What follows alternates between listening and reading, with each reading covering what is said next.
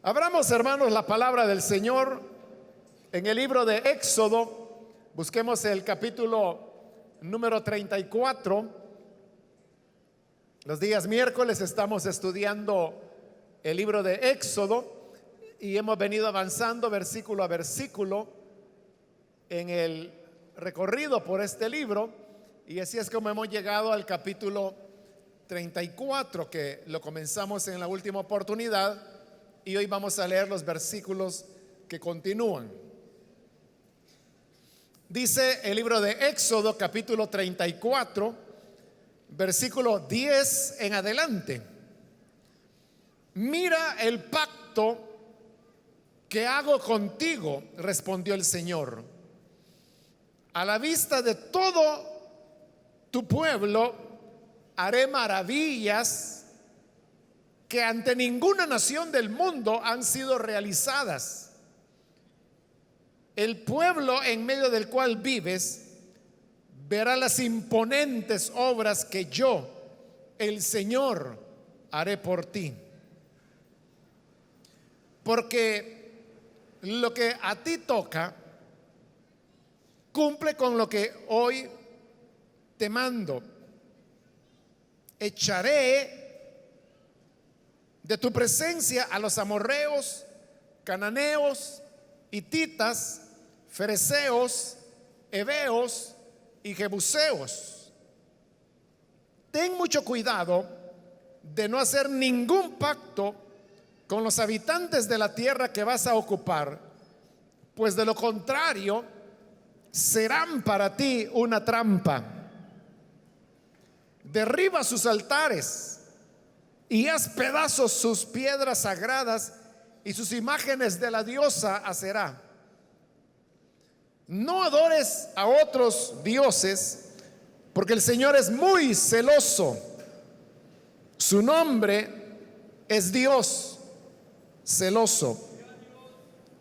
No hagas ningún pacto con los habitantes de esta tierra, pues se prostituyen por ir tras sus dioses, y cuando les ofrezcan sacrificios a esos dioses, te invitarán a participar de ellos. Y si casas a tu hijo con una de sus mujeres, cuando ella se prostituya por ir tras sus dioses, inducirá a tu hijo a hacer lo mismo. No te hagas ídolos de metal fundido. Amén. Hasta ahí dejamos la lectura. Pueden tomar sus asientos, por favor, hermanos.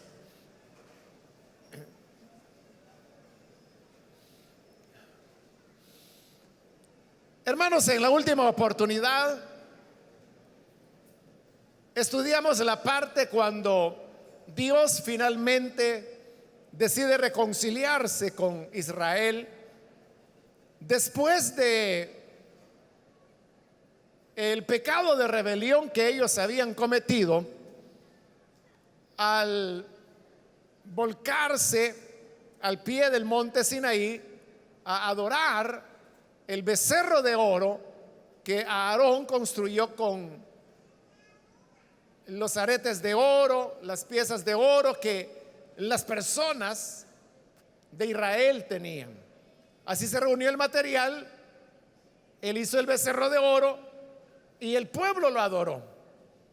Eso desató la ira de Dios, y Moisés tuvo que llegar para poner las cosas en orden. Pero luego comenzó una súplica de Moisés, en el sentido que le pedía a Dios que perdonara el pecado del pueblo, porque Dios había dicho que ya no iría con ellos, sino que eran un pueblo muy rebelde, y que por ser rebelde ellos no iban a poder convivir con la santidad de Dios. Y Dios dijo: si siguen conmigo los voy a matar, entonces mejor yo ya no voy con ustedes. Lo que haré es enviar un ángel para que los guíe y los lleve a la tierra que prometí. Pero Pero como ya lo estudiamos, para Moisés, la presencia de Dios era más importante que la tierra misma que iban a poder recibir. Moisés prefería tener la presencia de Dios, aunque no hubiera tierra prometida, que tener la tierra prometida pero perder la presencia de Dios. Por eso la oración de Moisés fue: si tú no has de ir con nosotros, entonces mejor no salgamos de este lugar. Dios estuvo diciéndole que no, hasta que al llegar a este capítulo 34, en la parte que estudiamos en la última oportunidad, encontramos que finalmente Dios accede y le dice a Moisés: bueno, yo voy a ir. Y vimos en los versículos del 1 al 9 aquellas características que deben estar presentes en todo proceso de reconciliación de cualquiera de nosotros con Dios. Dijimos que había elementos que se veían en ese pasaje que muestran los pasos que hay que dar para poder reconciliarse con el Señor. Obviamente Moisés y el pueblo siguieron esos pasos y el reconcilio fue hecho. Así llegamos al versículo 10, donde ahora el Señor le dice: mira el pacto que hago contigo. Y oiga esto: a la vista de todo tu pueblo haré maravillas que ante ninguna nación del mundo han sido realizadas. Dios le está diciendo al pueblo que Él hará maravillas tales que nunca han sido realizadas en ninguna nación de la tierra.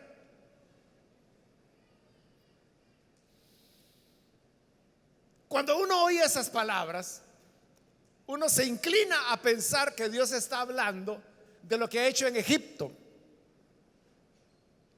Las señales que culminan con la plaga que da muerte a los hijos primogénitos en Egipto, el paso por el Mar Rojo, etcétera, que son temas que ya estudiamos en este libro de Éxodo. Y fueron cosas que en ninguna otra nación han ocurrido. Pero Dios no está hablando de lo que hizo en el pasado. Dios está hablando de lo que hará en el futuro. Haré maravillas que ante ninguna nación del mundo han sido realizadas. Y luego añade: el pueblo en medio del cual vives verá las imponentes obras que yo, el Señor, haré por ti. Es decir, Él está hablando de maravillas, pero en el futuro, que serán realizadas. Como a continuación del versículo 11 en adelante, se nos comienza a hablar de cómo iba a ser la relación de Israel con los moradores de la tierra a la cual Dios les llevaba. Eso nos lleva a pensar que las maravillas de las cuales Dios está hablando son las maravillas que Él hará para que su pueblo pueda entrar a poseer la tierra que Él les prometió. Estas palabras de Dios, cuando dice haré maravillas, hay que tener muy presente a quién Dios se las está diciendo. Se les está diciendo a Israel, lógicamente. Pero ¿cuál Israel? El Israel que ha pecado contra Dios, que se hizo un Dios ajeno, que se hizo una imagen, que la adoró, que se postró delante de ella. Fue un fracaso espiritual el que Israel tuvo. Pero a ese Israel es que hoy Dios le está diciendo: haré maravillas. Y este pueblo verá las cosas que yo voy a realizar. Vea qué importante es ese pasaje, porque para Israel eso era como una esperanza. Porque ya le dije, las plagas de Egipto, el paso del Mar Rojo, el ahogamiento del ejército egipcio, aún los milagros que el Señor ha hecho en el peregrinaje que ellos han traído por el desierto. Agua de la peña, codornices, el maná. Y uno podría pensar, hermanos, que, y en el caso de ellos así era, que todo eso había quedado en el pasado. Y así era, eran cosas que ya habían ocurrido. Pero lo maravilloso es que ahora Dios no les está hablando de ese pasado, les está hablando del futuro. Y les está diciendo, haré maravillas. Y este pueblo verá las imponentes obras que yo, el Señor, haré por ti. Es decir, que venían en camino maravillas, imponentes obras. Pero venían ¿para quién? Para ese pueblo que había fracasado. Entonces vea, digámoslo en estos términos, Israel había caído, porque eso fue lo que pasó. Después de vivir los milagros, el favor de Dios en todo lo que fue la salida de Egipto, ellos eran un pueblo excepcional, porque como él les dice, maravillas que no han ocurrido en ninguna otra nación de la tierra. Ellos podían pensar entonces, bueno, aun cuando Dios hizo cosas extraordinarias que ningún otro pueblo ha visto, nosotros fracasamos, caímos, pecamos delante de Dios. Bueno, ahora Dios los ha restaurado, los ha perdonado, pero les está diciendo, haré maravillas y verán las obras imponentes que haré por ti. Eso nos deja una enseñanza, hermanos, y es que a pesar de nuestros errores, a pesar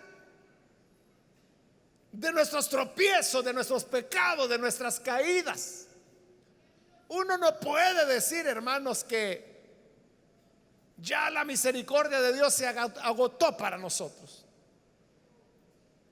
Porque aun cuando no hayamos sido tan fieles como Dios pidió, era el caso de Israel. Dios no los ha desechado. Todavía les está prometiendo que verán maravillas.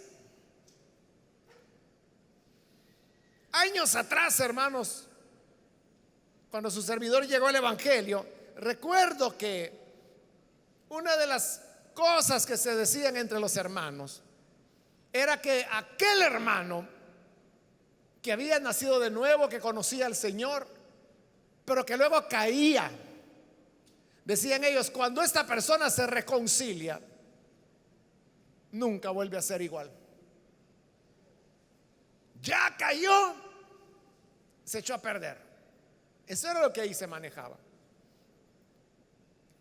Sin embargo, vemos que para Dios no es así, porque Dios ha hecho maravillas como en ninguna otra nación se hicieron, pero hoy está diciendo que hará lo mismo. A la vista de todo tu pueblo, haré maravillas que ante ninguna nación del mundo han sido realizadas. Está prometiendo que hará maravillas, imponentes obras, como dice alrededor. De manera que si tú has fallado, ofendiste a Dios, te apartaste de Él. No pienses que todo está acabado.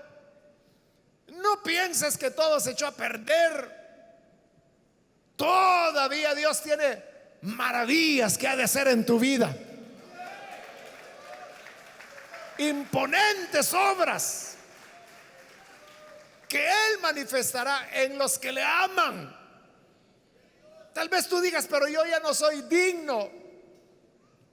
He pecado contra el cielo y ya no soy digno de ser llamado hijo. Si tú dices eso, es una prueba que en ti hay un verdadero arrepentimiento. Si hay arrepentimiento, ahí es cuando Dios dice: haré maravillas y tú verás las imponentes obras que haré por ti. De manera que no todo está perdido. Aun cuando hayas fallado, hay maravillas que Dios tiene preparadas para ti. Hay obras imponentes que tú verás en tu vida. Podemos seguir adelante. Los buenos tiempos no quedaron atrás, porque todavía nos esperan buenos tiempos donde el Señor hará maravillas. Nosotros somos los que con una mentalidad culpable decimos: pero Dios no me volverá a usar. Ya Dios no tendrá compasión de mí. Ya Dios se va a alejar. Quizá ya no va a oír mi oración. Pero repito, eso es producto de nuestra mentalidad culpable. Pero tenemos que entender el perdón. Para Dios, perdón es perdón. Que los pecados son perdonados y que los pecados sean perdonados es como el Señor lo dice en su palabra: los arrojaré a lo profundo de la mar y nunca más volveré a acordarme de ellos. Amén. Así que, hermano, no pienses que lo echaste todo a perder, que ya nada será igual. Dios sigue siendo Dios. Y si tú te has arrepentido, Él te perdona. Y si te perdona, haré maravillas, dice el Señor. Prepárate para lo bueno que Dios tiene para ti. En el versículo 11 les dice: por lo que a ti toca, o sea, yo voy a hacer maravillas, pero a ti lo que te toca es: cumple con lo que hoy te mando. Echaré de tu presencia a los amorreos, cananeos, hititas, fereceos, heveos y jebuseos. El Señor les está prometiendo que cuando entren a la tierra prometida, dice: yo lo voy a echar. Voy a echar a los cananeos. Pero ¿por qué era necesario echarlos? Es, hermanos, porque en Egipto Israel había crecido dentro de una cultura pagana a la cual se acostumbraron. Pero luego, al salir a través de todas las maravillas que Dios hizo, ellos llegaron a conocer al Dios vivo y verdadero. Claro, al llegar al monte Sinaí fallan, como ya lo mencionamos, pero eso no significa que se les haya olvidado la grandeza de Dios. Pero hoy van a entrar en una nueva tierra, que ya no es Egipto, ahora es Canaán. Pero ahí también hay una cultura de idolatría, de adoración de imágenes. Entonces vea, Israel ahora tiene el concepto del único Dios verdadero, que solo hay uno. Y como Él lo va a decir más adelante, que Él es un Dios celoso.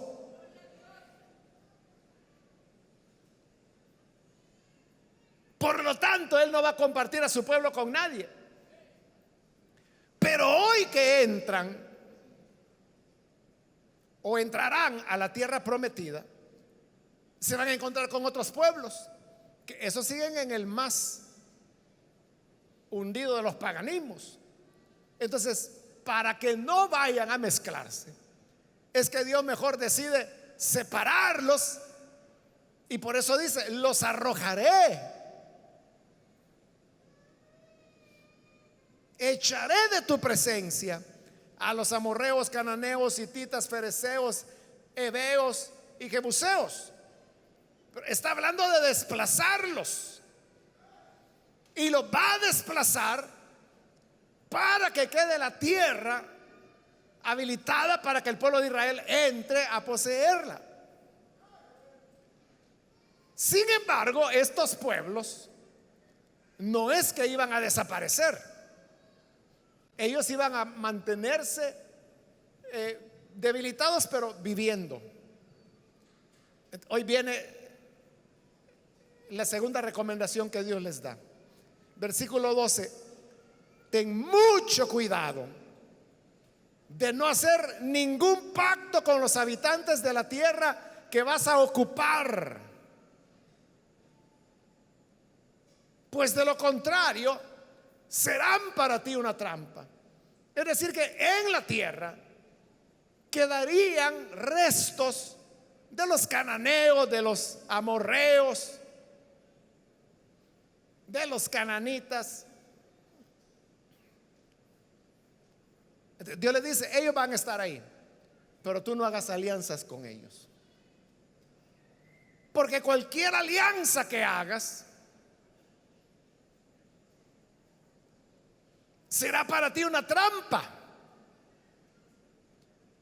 Entonces, vea, después de haber fracasado, nosotros tenemos que cuidarnos. Primero hay que tener presente el tema de que el Señor había dispuesto a desplazar a esos pueblos para que Israel entrara, pero iban a quedar personas de esos pueblos en medio de ellos.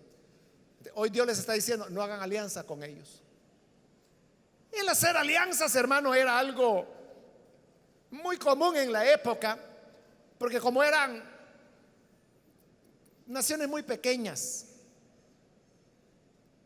se apoyaban las unas a las otras, y la manera de apoyarse era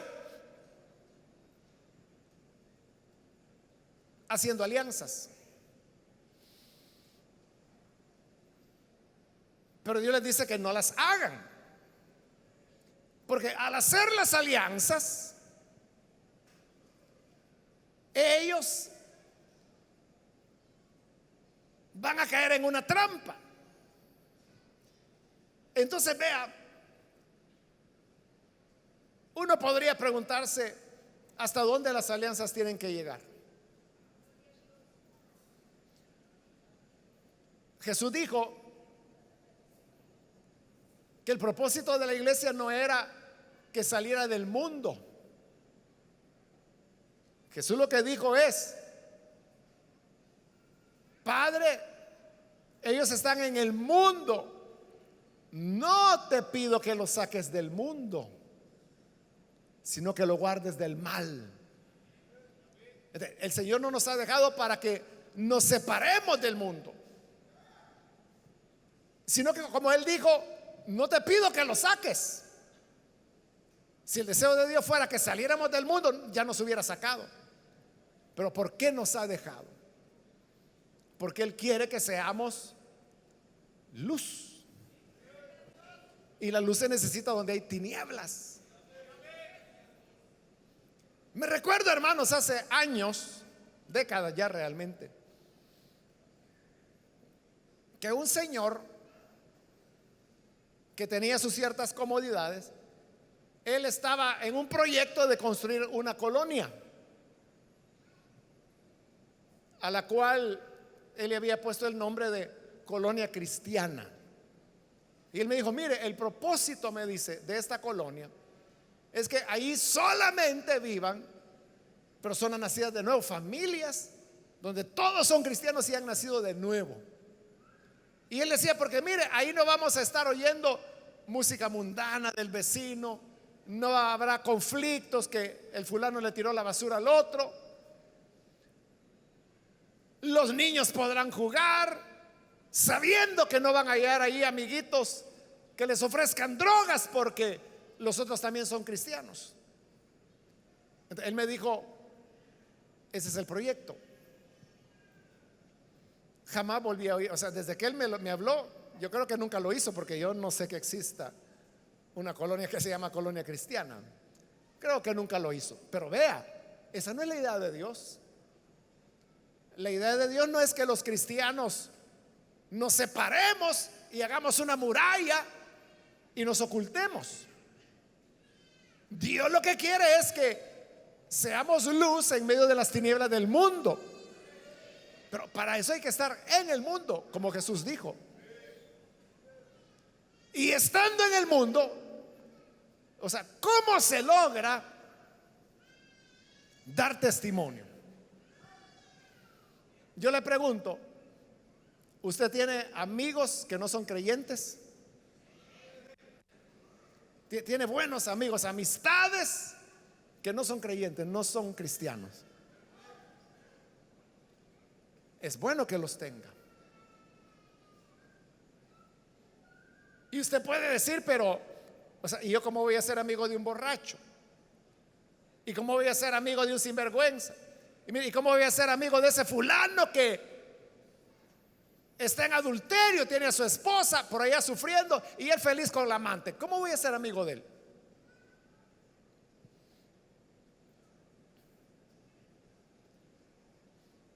Pero recordemos que el Evangelio de Lucas dice que los fariseos criticaban a Jesús y decían, este hombre es amigo de pecadores. Y Jesús, ¿qué dijo? No, se han equivocado. ¿Cómo van a creer que yo voy a andar con pecadores? ¿Dijo eso Jesús? No, él dijo, ¿y cuál es el problema? No es el sano el que necesita del médico, es el enfermo. Y yo no he venido a buscar justos, he venido a llamar pecadores al arrepentimiento.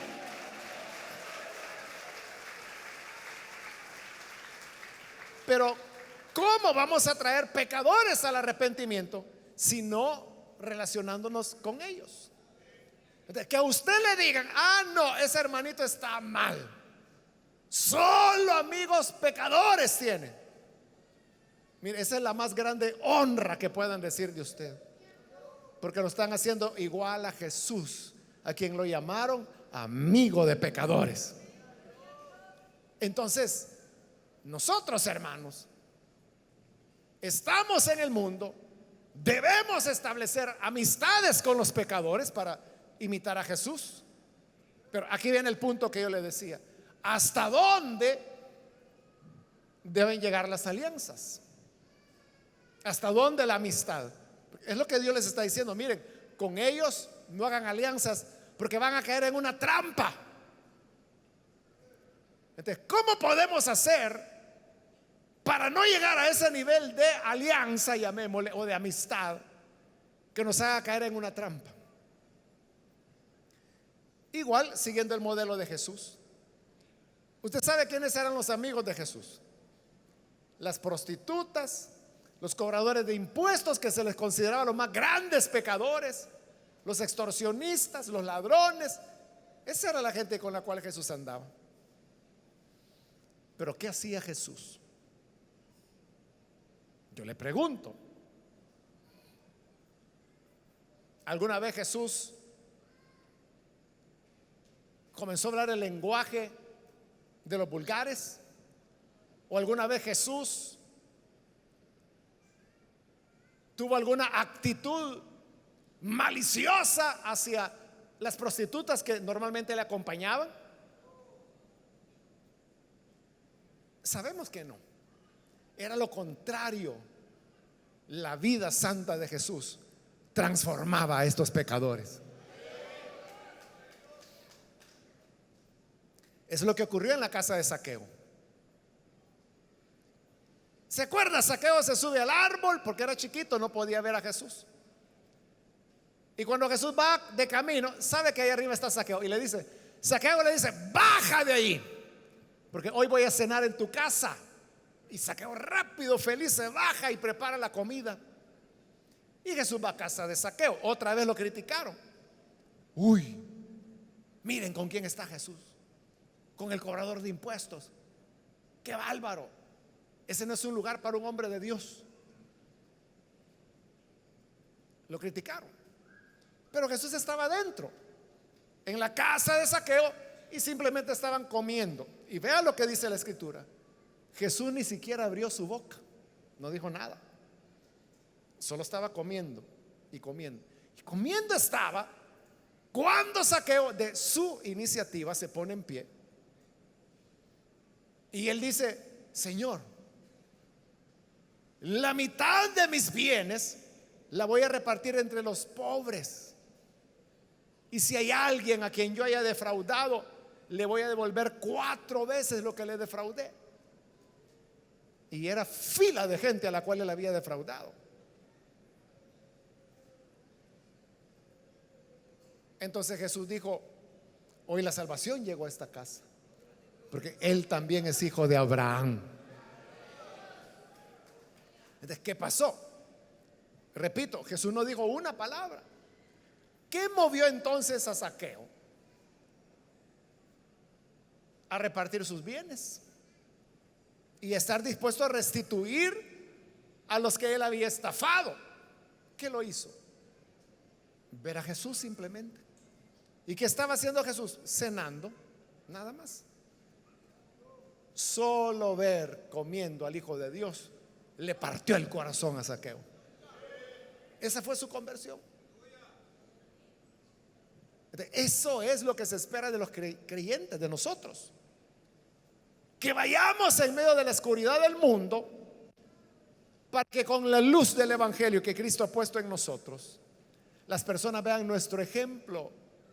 Como dijo en el Sermón del Monte el Señor, que vean sus buenas obras. Y cuando mostramos nuestras buenas obras, la gente cree. Hay una conversión, aunque no haya uso de palabras, porque lo ven el Evangelio en su vida. Entonces, las alianzas, ¿cuál es el límite? Preguntábamos. La alianza es donde usted no salga comprometido, sino que la alianza debe ser crear las condiciones para que con su vida usted pueda dar testimonio de su fe, sea con palabras o sea con hechos. Con hechos sería mejor porque es más poderoso. Pero si uno va más allá y las alianzas se van estrechando, ahí caemos en lo que dice Pablo en 2 de Corintios: no se unan en yugo desigual con los incrédulos. Pero está hablando ya de alianzas estrechas, como el matrimonio, por ejemplo. ¿Qué comunión hay entre la luz y las tinieblas? Pregunta.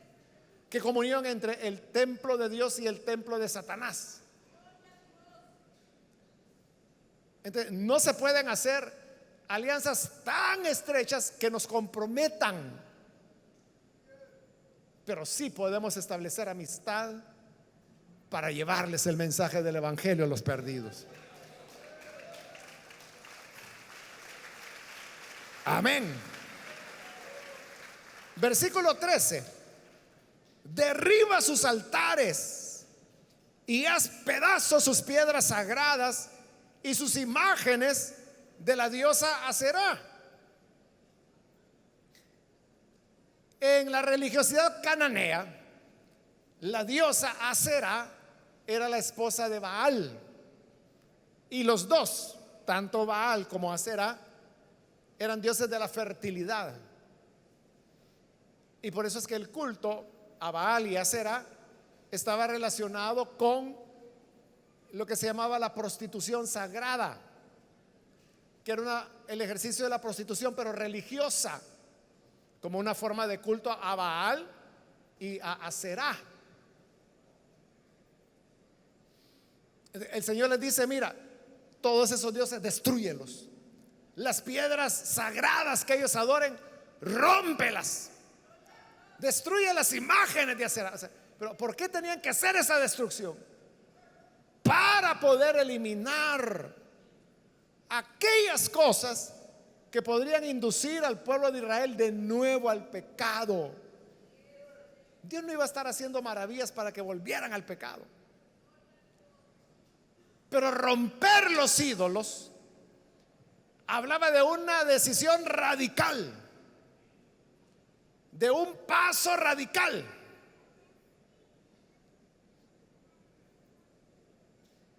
Eso es lo que nosotros tenemos que hacer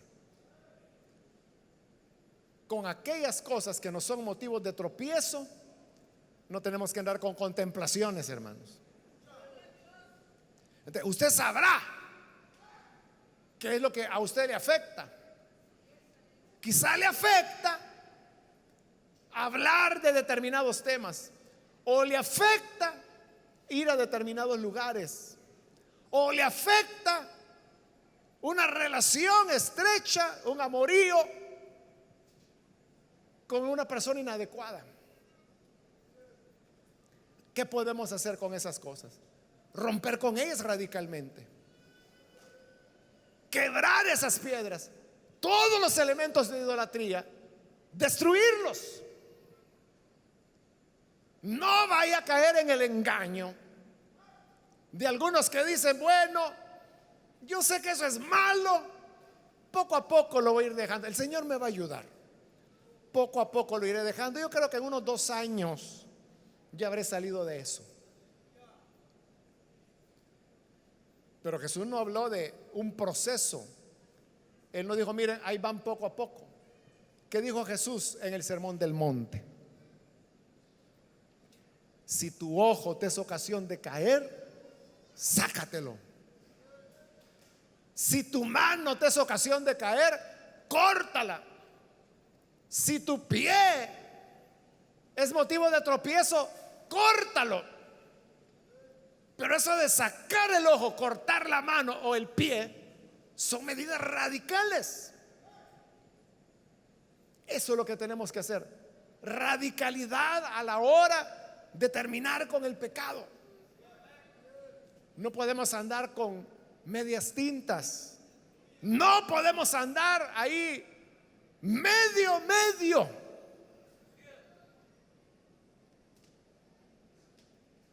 Tenemos que eliminar todas aquellas cosas que nos son ocasión de caer,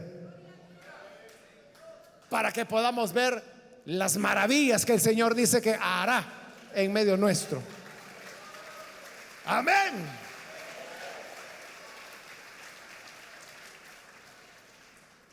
Versículo 14 continúa: no adores a otros dioses, porque el Señor es muy celoso.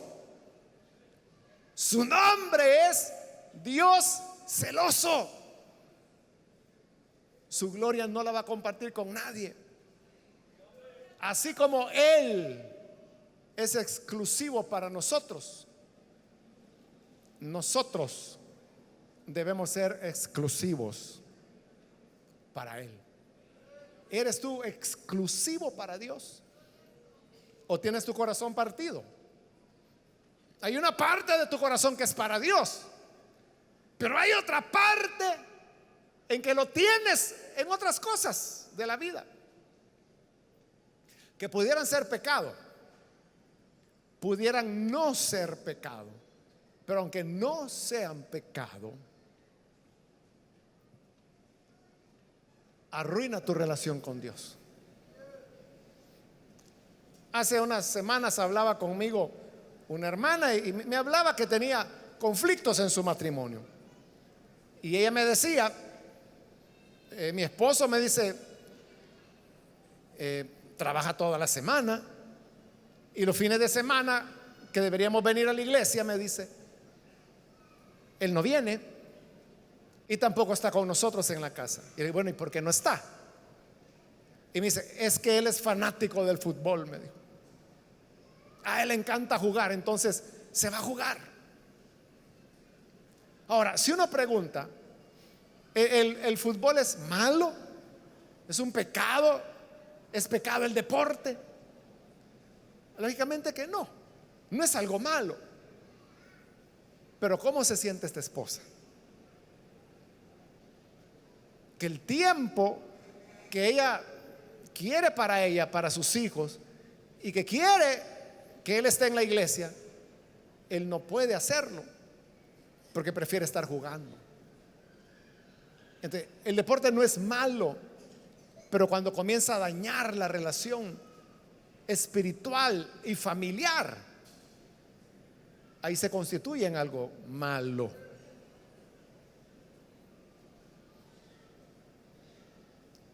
Y aunque no es malo, hay que comenzar a regularlo. No se puede tener la vida compartida, porque dice que el Señor es un Dios celoso. Él nos quiere solo para Él. Es igual que el matrimonio. ¿Cuántos hermanos aquí están dispuestos a compartir su mujer con otro hombre? O las hermanas, vaya.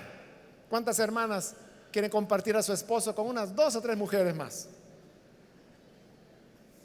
¿Le trae la oferta? Claro que no, ¿verdad? Así es Dios. Él quiere exclusividad. Entonces, si queremos ver las maravillas que Dios dice que hará, nosotros también tenemos que estar decididamente entregados a Él.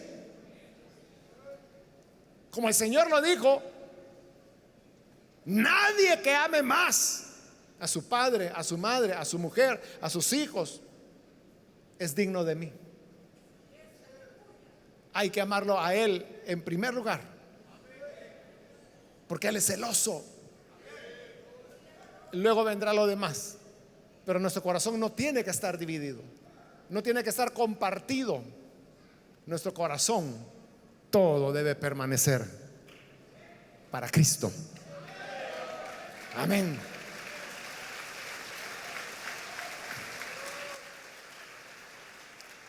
Versículo 15 dice: no hagas ningún pacto con los habitantes de esta tierra, porque se prostituyen por ir tras sus dioses, y cuando les ofrezcan sacrificios a esos dioses, te invitarán a participar de ellos.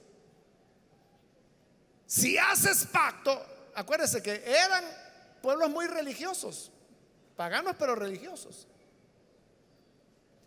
Entonces, cuando hacían un pacto, sellaban normalmente el pacto con un culto a sus dioses, y eran dioses paganos.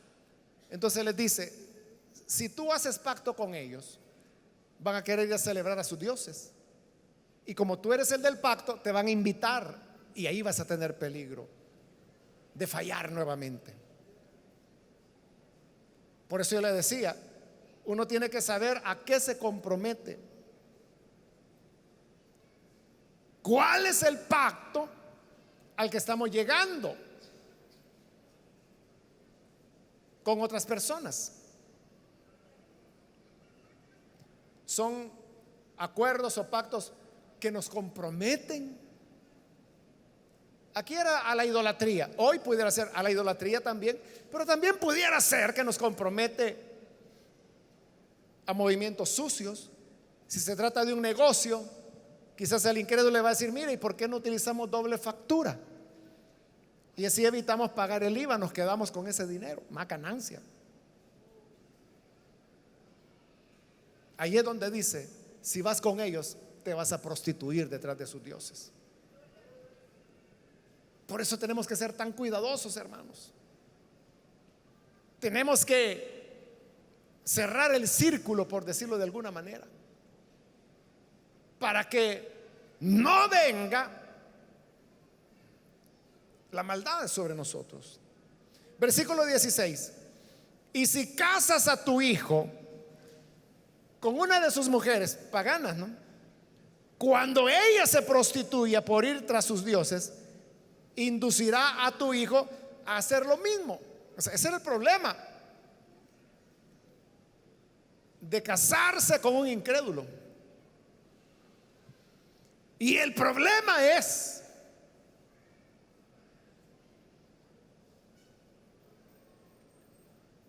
que al casarse con un incrédulo, lo que dice ahí, es una persona que está acostumbrada a prostituirse tras sus dioses o tras su pecado. Y si tu hijo está casado con esa mujer, lo va a arrastrar. Y eso fue lo que ocurrió con Israel, hermano. Por eso es que Dios prohibía los matrimonios entre su pueblo y gente que no era de su pueblo. Y es la razón por la cual en 2 de Corintios, como ya lo cité anteriormente, Pablo dice: no se unan en yugo desigual. Si te casas o estableces un noviazgo con una persona que no es un creyente, te va a arrastrar a lo que hace. Puede ser que esa novia te encante, pero si ella es incrédula, un día te va a invitar que cuando juega no sé qué equipo, que vayan a verlo a no sé qué cervecería porque ahí hay pantalla gigante. De repente te vas a ver ya en un lugar rodeado de borrachines. Y así puedes irte alejando, alejando, alejando, alejando, alejando. Por eso digo, tus hijos se van a prostituir tras ellas. Pero si tú pones tu corazón en alguien que pertenece a la familia de Dios, no te va a invitar a un bar, te va a invitar a servir al Señor dentro de la iglesia.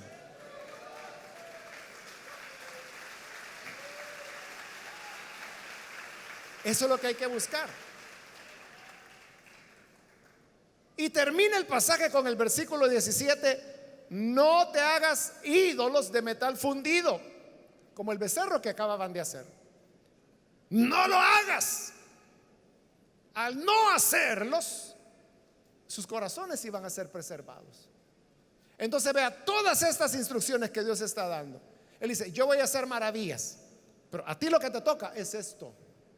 Y todo lo que hemos visto se resume en esto: guardarnos, cuidarnos para no fallarle al Señor. Él promete hacer maravillas. Él está diciendo lo que se vivió en el pasado, las maravillas del ayer fueron maravillas cual nadie ha visto en ninguna otra nación, pero continuaré haciendo maravillas en el futuro. Pero debes hacer esto, debes cuidarte, apártate del mal, no hagas alianzas estrechas con los pecadores, no te unas en yugo desigual, cuídate, destruye todo aquello que puede ser motivo de tentación para ti, aléjate. Cuando nos guardamos para Dios, para ese Dios que se llama celoso, es cuando contamos con su favor y es cuando Él en su misericordia hará maravillas en medio nuestro. Amén, gloria a Dios.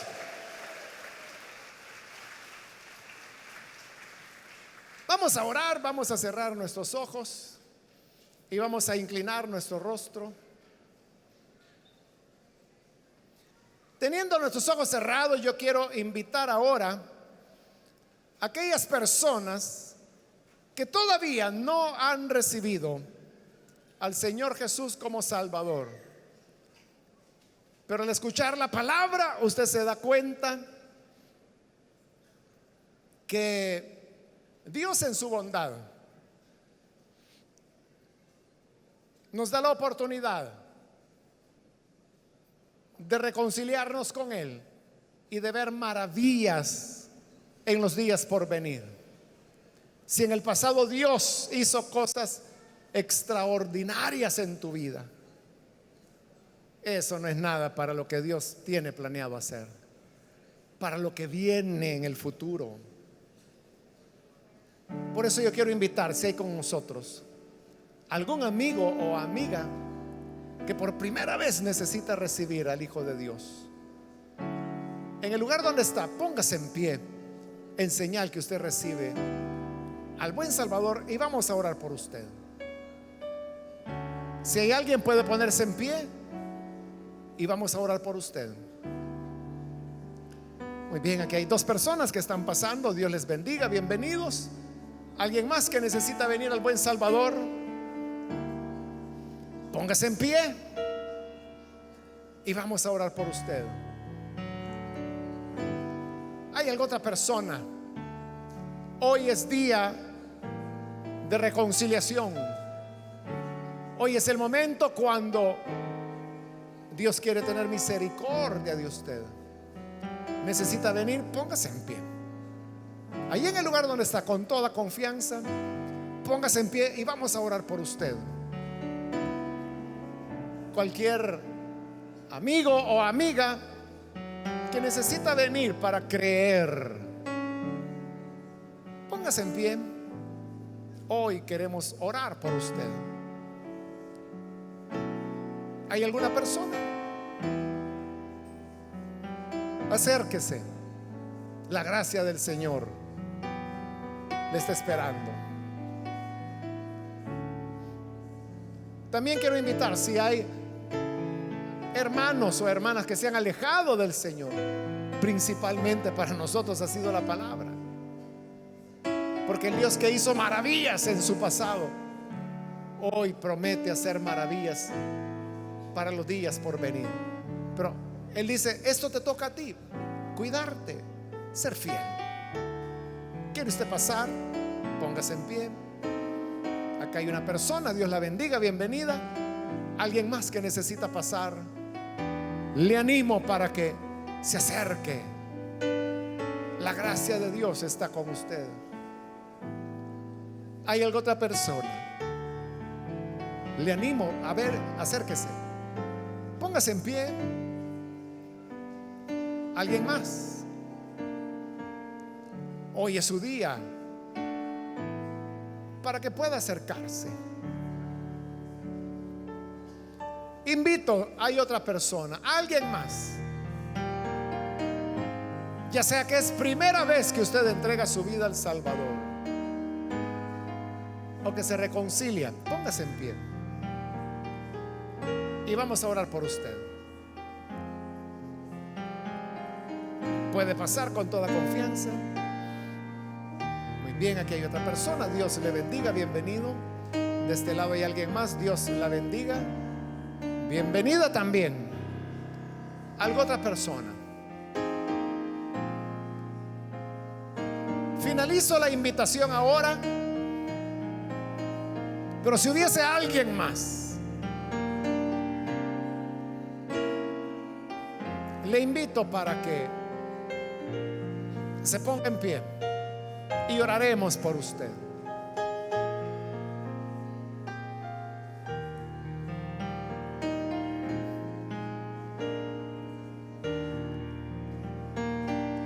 Oremos al Señor. Y usted que nos ve por televisión, le invito para que se una con nosotros y con estas personas que están acá al frente. Reciba al Señor como su Salvador. Padre, te damos las gracias por las personas que están aquí, que vienen, Señor, para creer en ti por primera vez, o que están reconciliándose. Te ruego, Padre, que les perdones. Dales una vida nueva, una experiencia de conversión, de arrepentimiento. También te pido por aquellos que a través de televisión, radio, a través de los medios están abriendo, Señor, su corazón.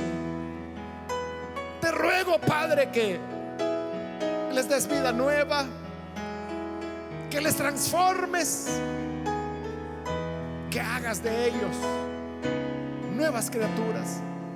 Y ayúdanos, Señor, a cuidarnos, a guardar todas esas cosas que tú, Señor, nos prometes hacer, esas maravillas, esas obras portentosas. Pero también nos pide que nosotros preservemos nuestra pureza. En el nombre de Jesús, nuestro Señor, lo rogamos. Amén.